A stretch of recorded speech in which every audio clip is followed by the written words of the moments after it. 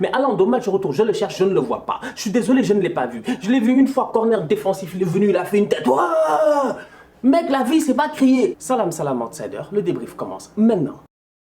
Le Real Madrid se qualifie aujourd'hui en faisant 0-0 face à Liverpool à Anfield. Top performance de la part des Madrilènes. Pourquoi top performance de la part des Madrilènes? Parce que Zinedine Zidane aujourd'hui, il est venu avec un 11 de départ, avec un joueur. Je ne m'attendais pas à ce qu'il joue à ce poste-là. C'est qui? C'est Valverde. Valverde était là dans cette position-là de latéral droit. Mais aujourd'hui, soyons très sérieux. Durant les 15 premières minutes du match, j'ai douté de Zidane. J'ai vraiment douté de Zidane. Parce que je me suis dit, Valverde va se faire tuer. Parce que durant les 15 premières minutes, tu as Sadio Mané et Robertson qui sont en train de combiner. Tu as les deux ensemble, ils sont en train de les tuer. On va être sérieux, Salah doit marquer.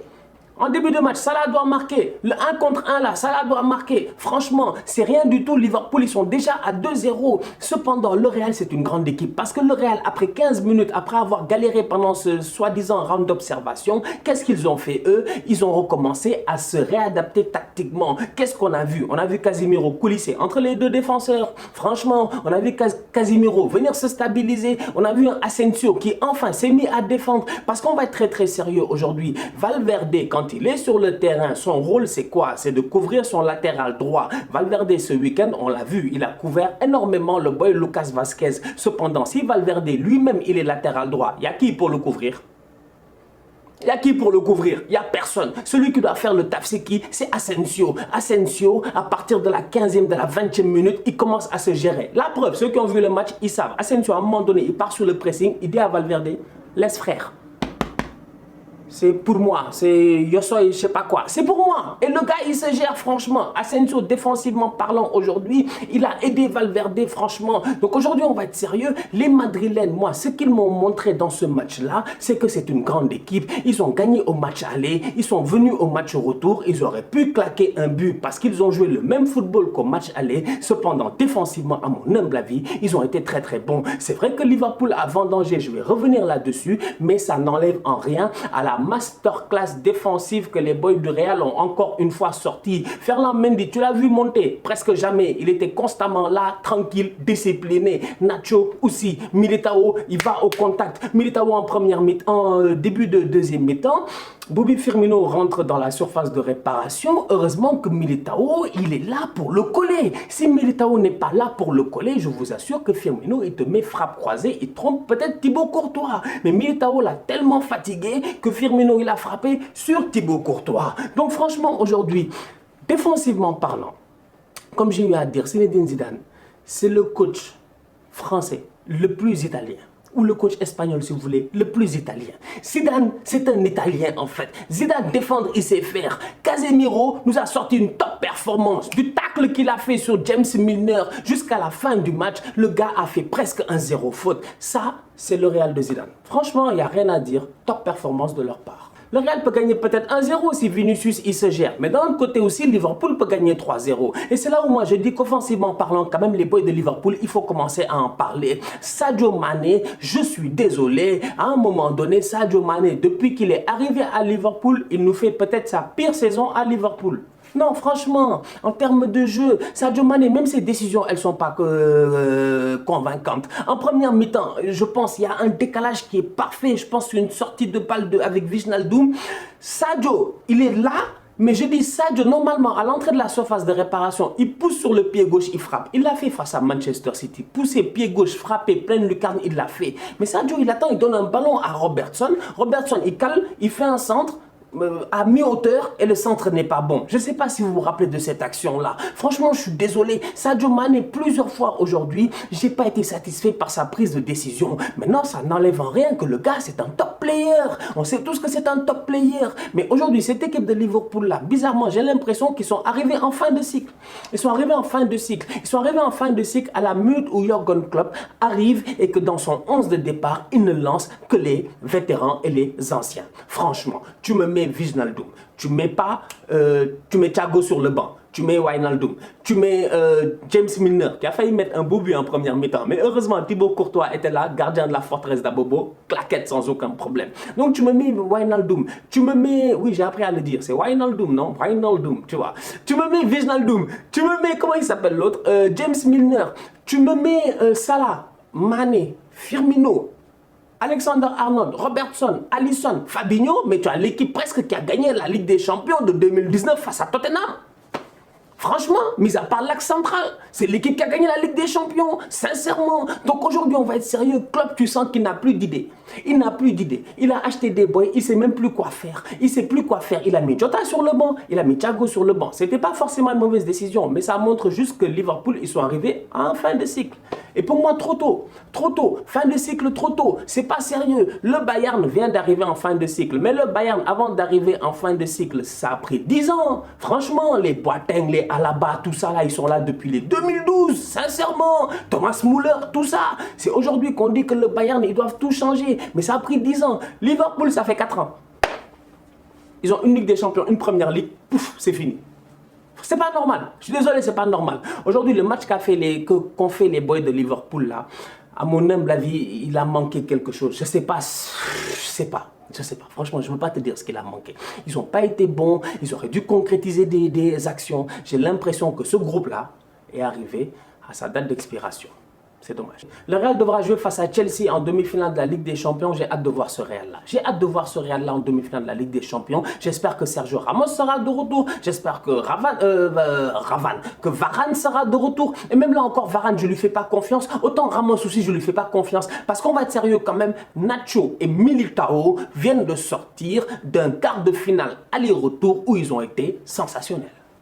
Ah ça, il faut le dire. Non, ça, il faut le dire. Ils ont été sensationnels. Le boy Eder Militao, là, on s'est beaucoup foutu de lui, tout ça, là. Mais Eder Militao, quand même, c'est pas juste un genre de boy playboy qui s'habille en skinny jeans. Non, c'est un top player, quand même, quand il veut. Défensivement parlant, ça fait quand même quelques matchs que le boy, il est serein. Il a enchaîné des top performances. Les gars, le Classico, ils se sont gérés. Ils arrivent face à Liverpool, encore une fois, ils se gèrent. Le Real, quand même, en moins de 9 jours, ils ont sorti 3 masterclass.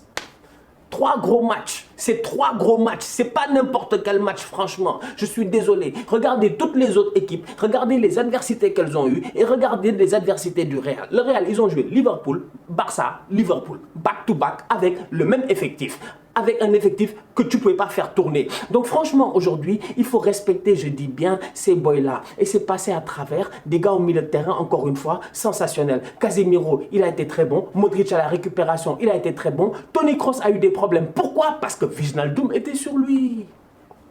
Eh ouais, au match aller, Toni Kroos, il nous a emmerdés. Mais nous tous, Toni Kroos, il était là, assis, à donner des ballons, tranquillement, sans aucun problème, des longues transversales. Aujourd'hui, tu as vu ça de Toni Kroos? Presque pas. Pourquoi? Parce qu'il y avait un pressing et une intensité au milieu de terrain au niveau de Liverpool. Wijnaldum qui faisait le mannequin challenge, qui était là en train de dormir, qui était là en train de somnoler, enfin, il s'est réveillé. Et Wijnaldum, aujourd'hui, en toute honnêteté, au milieu de terrain de cette équipe de Liverpool-là, j'ai trouvé que c'était le meilleur. Donc franchement, le Real, ils vont en demi-finale face à Chelsea. Quand je vois la manière à laquelle ils arrivent en demi-finale avec tous les blessés qu'ils ont, cette volonté, cette envie-là, un Karim Benzema, leader qui aujourd'hui a touché le poteau quand même et qui a été très très bon, j'ai envie de dire, qui peut les arrêter? On va voir. Chelsea, on ne sait jamais. Chelsea, bizarrement, quand ils arrivent en demi, tout ça, là, ils vont en finale. Ils sont fatigants. Non, je te dis, Chelsea, quand même. On les connaît. Di Matteo, on les connaît ici. Ils ont perdu face à, avec le penalty raté de Anelka. On connaît Chelsea. C'est une équipe de bandits. Donc, je dis, le Real face à Chelsea, une affiche à ne pas rater. Avant de passer à Man City Dortmund, gros match de la part de Kabak et de Phillips. Voilà, c'est tout. Gros match de la part de Kabak et de Phillips. Parce qu'il y a des blessés un peu partout, c'est une saison compliquée, mais il y a des boys quand même, faut quand même les respecter, quoi. Les boys là, ils viennent d'arriver. Le boy, il vient de Schalke 04, avant-dernier ou dernier, je sais pas quoi, de la Bundesliga. L'autre Kabak. Phillips, il vient de la 4e division, 2e division, je ne sais même pas de quelle division il vient, mais c'est des boys qu'on a lancés comme ça, dans un effectif qui n'est pas n'importe quel effectif, dans une compétition qui n'est pas n'importe quelle compétition, et dans un stade de la compétition qui n'est pas le premier tour. On va être sérieux, on n'est pas en phase de poule là. Et les boys aujourd'hui, ils ont fait un très bon match. C'est dommage, Salah et Mané auraient pu se gérer, Salah et Mané auraient peut-être pu concrétiser et ça aurait donné autre chose. Dans l'autre match, on va être très très sérieux, il y avait Manchester City qui jouait face à Dortmund. Pep Guardiola, sincèrement, encore une fois, il est arrivé sans neuf. Moi, Guardiola, je ne le comprends pas. Pep, à chaque fois, tu vas venir sans neuf. Pep, encore une fois, aujourd'hui, on a stressé. Tout le monde a stressé. On a tous paniqué. Moi, je regarde les boys de Dortmund. Papa, même pas on a commencé le match. Bellingham, il a claqué son but. D'ailleurs, Bellingham, je vais commencer par lui. Top performance de sa part. Bellingham, c'est un futur grand joueur. Alors là, voilà, moi, les petits qui me plaisent. C'est-à-dire que Bellingham, c'est le vrai box-to-box. C'est le boy qui est capable de jouer en attaque et le boy qui est capable de jouer en défense. Bellingham, aujourd'hui, la manière à laquelle il a la lucidité d'ouvrir son pied sur le premier but, la manière à laquelle il a la lucidité d'anéantir l'action de but de Riyad Mahrez, franchement, Mahrez, il rentre dans la surface, plat du pied sécurité, ce ballon-là doit rentrer. Qui est là? Jude Bellingham. Franchement, il n'y a rien à dire. Cet enfant-là a été excellent aujourd'hui. Et Dortmund, en toute honnêteté, je suis désolé, ils n'ont pas fait le même match qu'ils avaient fait à l'aller. À l'aller, ils avaient été constants pendant 90 minutes. À l'aller, pendant 90 minutes quand même, cette équipe de Dortmund-là avait de l'envie. Peut-être parce qu'ils étaient menés au score 1-0 pendant 90 minutes. Moi, je n'ai pas compris Dortmund aujourd'hui. À l'aller, ils sont menés 1-0. Pendant 80 et quelques minutes, ils égalisent. Après, c'est Foden, je pense, qui marque, non, n'est-ce pas, si je ne me trompe pas. Donc, ça finit 2-1. Mais à l'aller, ils sont menés pendant 80 et quelques minutes, donc ils donnent tout pour revenir. Là, ils mènent après même pas 15 minutes ou je ne sais pas combien de jeux, 30 minutes de jeu, et ils abandonnent. Ils abandonnent, ils mènent 1-0 et après il n'y a plus de pressing, il n'y a plus personne qui court, il n'y a plus personne qui a de l'envie. Je suis désolé, Emre Can, encore une fois, il leur coûte une faute. C'est pas possible, Emre Can leur a coûté les quarts de finale. Franchement, aller-retour, aller-retour. Emre Can, à l'aller, il a échappé sur le penalty, mais sur le but, c'est de sa faute. Au retour, il crée un penalty. Gire ton bras, mec, franchement. Je suis désolé. Donc aujourd'hui, franchement, Dortmund, moi, j'ai mal pour eux. Parce que les boys de Dortmund, là, ne m'ont pas donné le match que j'attendais d'eux. Je m'attendais à un match quand même avec beaucoup d'intensité. C'est juste ça. Après, City mérite de se qualifier. Parce que Manchester City, qu'on le veuille ou non quand même, les boys là, il va falloir commencer aussi à les respecter. Phil Foden, il est en train de faire une top saison. Son but est sensationnel. Riyad Mahrez, l'envie qu'il a mis sur le penalty, tu sens réellement que jusqu'à présent, il a au travers de la gauche ce penalty qu'il a raté contre Liverpool l'année, il y a quelques années là. Il y a quelques années, en début de championnat, il rate un penalty et ce penalty là, je pense, leur avait coûté très cher. Tu sens que le boy Mahrez, jusqu'à présent, il l'avait ici. Quand il a posé le ballon aujourd'hui, il avait cette volonté-là de marquer. Il a boulé le ballon. Il a mis la puissance nécessaire pour que le gardien ne puisse pas toucher le ballon. Donc franchement, aujourd'hui au niveau de Manchester City, j'ai envie de dire que Guardiola nous a tous stressés parce qu'il est encore une fois venu 109. Attention, attention, je dis bien. Parce que jouer face au PSG et jouer 109, c'est une chose que je ne pourrais pas concevoir. Franchement, les Kimpembe, les Marquinhos, quand ils vont être solides là pour les bouger, il te faut un gars en pointe. Le Bayern a joué face au PSG, 109. Depuis hier, je vois vos messages là. Ouais, non, Choupo, ouais. Et puis quoi? J'ai dit ce que je pensais. J'ai dit ce que je pensais sur Choupo. Le Bayern a joué face au PSG 109. Si City va jouer face au PSG 109, City sort. Je vous dis, finale, Paris-Real. Voilà. Haaland, au match aller, il a fait une déviation sans aucun problème sur le but. Il n'y a pas de souci. Il a fait une superbe déviation pour Marco, si je ne me trompe pas. Mais Haaland, au match retour, je le cherche, je ne le vois pas. Je suis désolé, je ne l'ai pas vu. Je l'ai vu une fois, corner défensif, il est venu, il a fait une tête. Ouah, mec, la vie, c'est pas crier. Non, Haaland, franchement, c'est que Haaland aussi, c'est que nous, des fois, on aime s'enflammer. Ça fait partie de la beauté du football. Ça fait partie de la beauté du football. Si tu t'enflammes pas dans le football, tu vas t'enflammer quand? Ça fait partie de la beauté du football. On s'enflamme pour les boys. Voilà. Comme on dit en Wolof, ma taille, je fais ce que je veux. Donc Haaland, on s'enflamme pour lui. Mais le boy, on s'enflamme pour lui, son papa commence à se foutre de nous. Son agent, Raiola, j'en parle même pas. Ils sont là en train de faire le tour de l'Europe. On aurait dit que les gars sont là, mais c'est pas possible quand même. Ils sont là en train de proposer leurs produits à gauche et à droite. Les gars sont allés en Catalogne, les gars sont allés à Madrid. Il paraît qu'ils sont allés à Londres. Ils sont allés partout. Et pendant ce temps-là, le petit, mentalement parlant, j'ai l'impression qu'il n'est plus sur le terrain. Voilà, voilà. Voilà, il a mis des buts en huitième de finale, tout le monde était content. Et depuis lors, il y a campagne médiatique, où va aller Haaland? Franchement, Haaland, calme-toi. J'ai bien dit, ouais, c'est pas la vie, frère. Doucement, doucement, reste posé et joue au football. Haaland est capable de faire beaucoup mieux. Aujourd'hui, je m'attendais à une meilleure performance de la part de Haaland. Autant je suis d'accord que l'équipe de Dortmund ne m'a pas donné la deuxième mi-temps que j'attendais de eux, parce que City est très bien rentré en deuxième mi-temps, autant quand même je m'attendais à avoir 2-3 courses de Haaland quand même. Haaland, il fatigue les gars, ils mettent la pression un peu aux gars. Mais Haaland aujourd'hui, je suis désolé, je ne l'ai pas vu. Voilà, décevant. Gère-toi petit, franchement. La famille, on se capte dès demain pour de nouveaux débriefs Europa League avec Arsenal qui va jouer face au Slavia Prague. On a fait match nul 1-1. 1-1. Vous vous rappelez, notre coach c'est un génie, blablabla, il a fait, voilà. On a fait match nul 1-1. Demain, s'il vous plaît, Arsenal, gérez-vous face au Slavia Prague. J'ai hâte de voir ce match-là. Manchester United devra confirmer. Ils sont presque en demi-finale. On va voir ce que ça va donner. La famille, on se capte dès demain. D'ici là, continue à liker, on continue à partager. On s'abonne, on s'abonne, on s'abonne.